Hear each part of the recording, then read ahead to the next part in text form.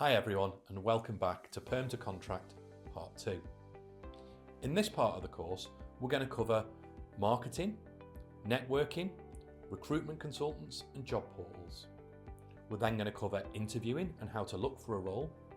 And then we're going to go on to the money side of things, limited company versus umbrella, accountancy and bookkeeping, timesheets, invoices and expenses, IR35, how to pay yourself, and come full circle back to our why.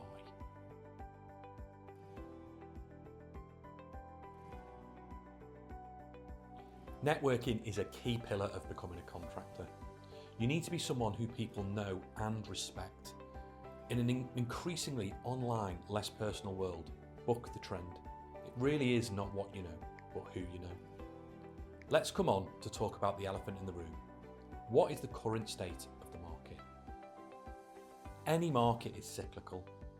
We happen to be in a good place right now. But if you look back a couple of years, the market was in a much worse place for contractors. Here on screen, you can see the change curve. All the different emotional states that you go through when any change happens. The same applies to a market as well, the contracting market. Shown here is a view of the world we took when we first presented this material back in the third quarter of 2019. We'd had Brexit, we'd had IR35, the market wasn't in a great place, we were somewhere at the bottom. Then came along our old friend the pandemic and things got even worse. But now, as I speak today, in Q2 2022, we're in a much better place. The market is buoyant and there's lots of jobs out there. Why am I covering this? Well, at any place in the market, you need to understand that it's cyclical. It's not Armageddon. It might be good times, it might be bad times, but I'm going to try and give you all the information that you need to ride out the lows and make the most of the highs. Remember our old friend, the financial pyramid of success from part 1 of the Perm to Contract course? Well, that's on screen now, and I've overlaid a bit of a chart. What I'm trying to illustrate in this chart is all we need to do is be in the top 20%. Let me explain why. So if you can imagine a curve, a change curve, a market curve, at any one point in time, if we're at the bottom of the curve, there'll be a certain amount of people who have contract work, and at the top of the curve, there'll be more people who have contract work. That's how the market kind of works. We don't know the numbers. No numbers are statistically available anywhere that we've found, but we think from a few information sources that we've gathered that around about 700,000 contractors are out there providing their services to businesses all over the UK today. Now, let's imagine for a second that in the worst times, that number drops to about 500,000. That's a reasonable assumption to make in the absence of any other data. If you're in the top 20%, that means you'll be in the top 100,000 contractors, even when the market is in the 500k side of things. That means there's plenty of scope for you to still contract, even when the market is in a bad position. You might be in a state where your client can no longer afford to run a project or have the luxury of having temporary members of staff. But if you've got yourself into that top 20%, you'll always be in a position to pick up the work that is available. And then, when the market is buoyant, you'll be in a privileged position where you can charge more for your services, because when the demand outstrips the supply, the market forces will drive the prices higher. So hopefully that's a good illustrative position of why it's important to elevate yourself into that top 20% of the financial pyramid, so that in any market condition, you're in a good place. So, to recap, even if the market is in a trough, there are still shed loads of contractors out there contracting away, and over time, they'll turn over, leave, etc., leaving vacancies. And then the market will upturn at some point, giving you more opportunity. The gig economy is here to stay, and flexible working is only going to get more prevalent. Think of what's happened through the pandemic. More and more opportunity for more flexible working. That trend, in our opinion, is only going to continue. Okay, now I'm going to tell you why networking is so effing important. Take a look at this bar graph. It represents your chance of getting hired by percentage for different routes to market. And by routes to market, we mean the way that you've approached or been approached to try and get a vacancy in the contract market. You can see here that if you are known to the hiring manager, e.g. you've networked, you've done a good job, you're in a place where the hiring manager knows and trusts that you're able to do a good job, that increases your chance of hire by 50%. Down at the bottom end of the spectrum, just 1% of online applications are successful. Let me repeat that for you. Just 1% of job applications through online portals are successful. So that means if you apply for 100 contract roles, there is a chance that you'll get one. Simple mathematics. So we're trying to tip the odds in your favour. Look at the other chances of hire. Trusted referral, 20%. That's where somebody that's known to the hiring manager says, do you know such and such? They make a great member of the team. 10% is through kind of non-trusted referral, oh I know a guy. And then only a few percentage points are through recruitment. 70% of people are hired at a company where they already have a connection in place. A referred candidate has a 20 times higher chance of getting hired than someone who applies online. Let's stack the odds in your favour. We think networking is so important that we're going to take a deep dive into each of these elements of this bar chart. And we're going to start with the most likely to succeed, and that's referral.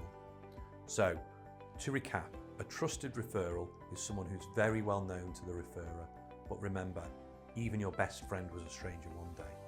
And a referral is someone who's known to the referral. So that's the distinction that we're trying to make there. So, how to get referred? First off, we'd recommend talking to your first degree LinkedIn connections. Everyone knows what LinkedIn is. It's a great networking platform in the professional space. So, what you need to do is find those connections who wholeheartedly believe in your professional abilities, those who you've worked with most closely in the past, and crucially, like you. These are what I would call your top connections. You can be direct with these people. Tell them what you're looking for, the type of person you want to talk to, and ask who they know in that space. Also work backwards. By that, what we mean is using LinkedIn's advanced search capabilities to find the ideal people to contact. Find your best mutual connections that would be willing to introduce you to them and have them cite a specific reason you'd like to speak with them. We'll cover this technique in a little bit more detail shortly. Next, we'd encourage you to ask for what we call informational interviews. Ideally face-to-face, through buying coffee or lunch or some other such thing. Phone is better than nothing. These are not explicitly about a job. Once introduced, an informational interview comprises three main parts. The first part is the intro and connection building part. The next part is the learning and liking part. And the third part is the how can they help part. Let's cover those in some specific detail. First up, intro and connection building. Here, you talk positively and enthusiastically about your mutual connections and shared interests. Emphasize the purpose of the meeting, the topic you most want to discuss with them. We'll talk about this more in learning and liking. Be ready to share a quick response to the "tell me more about yourself" question. Next up, learning and liking. Ask thoughtful questions about the person's industry, company and position. You want to ask questions that imply your fit in the industry and company. Surface level questions could make your connection feel like you're wasting his or her time. Answering difficult questions is an ego boost for the other person. You also want to add value by asking questions or suggesting solutions, carefully, that would help them. Before the meeting, prepare 3 topics to discuss. The third element is the how can they help element. It's no mystery that you're clearly looking for a new contract, but the fastest way to alienate your shiny new contract.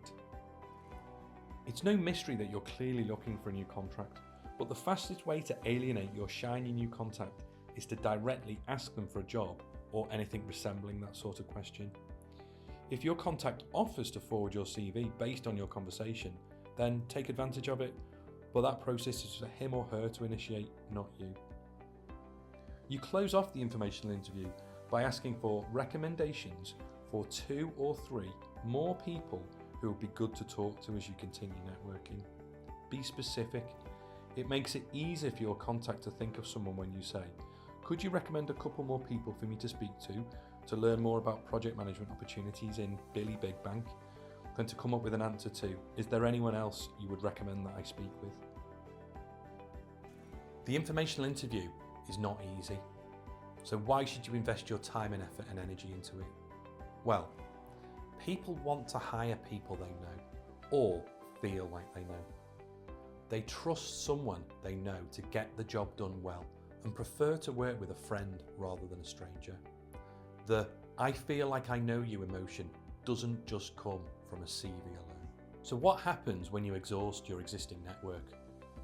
As Brody famously said in Jaws, we're going to need a bigger boat. Here are some techniques to use to expand your network. First off, we'd recommend you start with your competitors. And by competitors, we mean fellow contractors working in the same sorts of roles in the same sorts of companies that you'd like to work with. We build what we call a dream list of these competitors. How do you do that?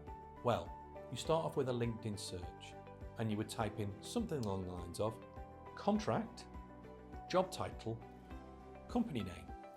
For example, contract, project manager, Apple. This will bring up a list of all people, guess what, who are contract project managers at Apple. That's how you find your competitors. Then connect with them. Send them a nice introductory message.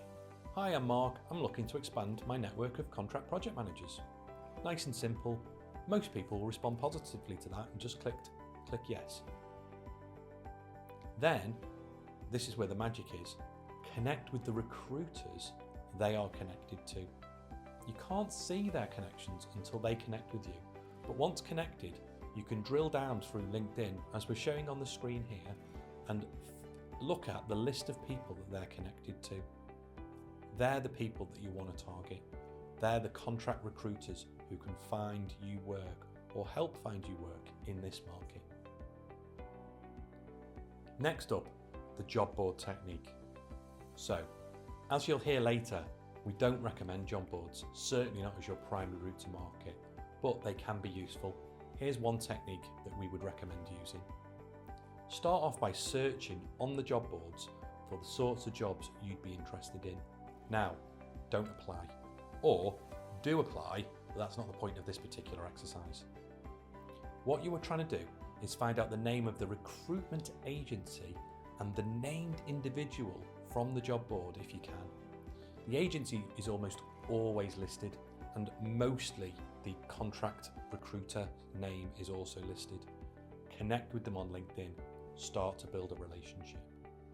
Next up, networking events. Where can you find them? You can use LinkedIn events, you can use Eventbrite, you can Google for other networking event sites. They're the main two. Obviously, pick the ones that you'd like to attend, and then go and chat and network like crazy.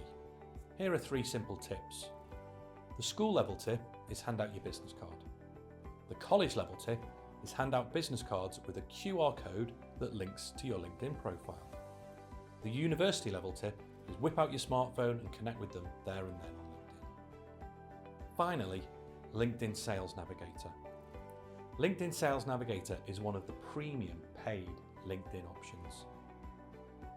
At the time of me recording this video, it's about £70 a month, and you can get a 30-day free trial to make sure it's going to work for you.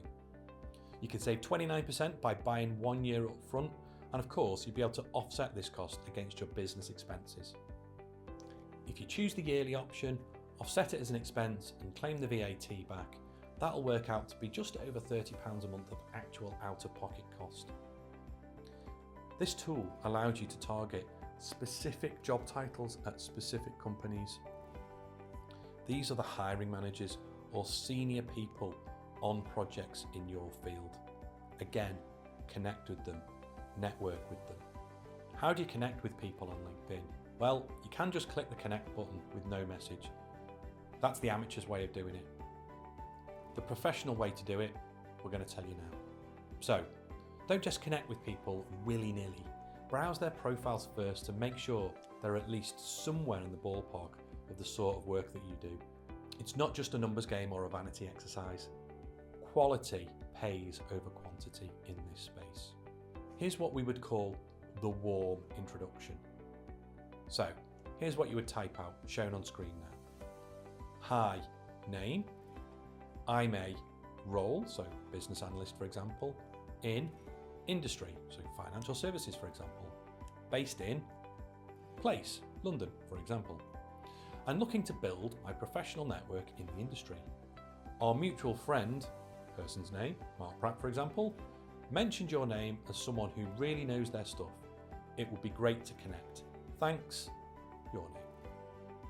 Why does this work? Well, it's stroking the ego of the person that you're trying to connect with. It's saying that someone they know mentioned you as someone who's really into their subject matter. This is something that will encourage more people to connect with you. You'll get a higher return on your connection investment. Here's how to do it if you haven't got someone who's a mutual connection. The cold outreach approach. So, hi name, I'm a business analyst in financial services based in London. I'm looking to build my professional network in the industry. I came across your profile and you look like someone who really knows their stuff. It would be great to connect. Thanks, your name.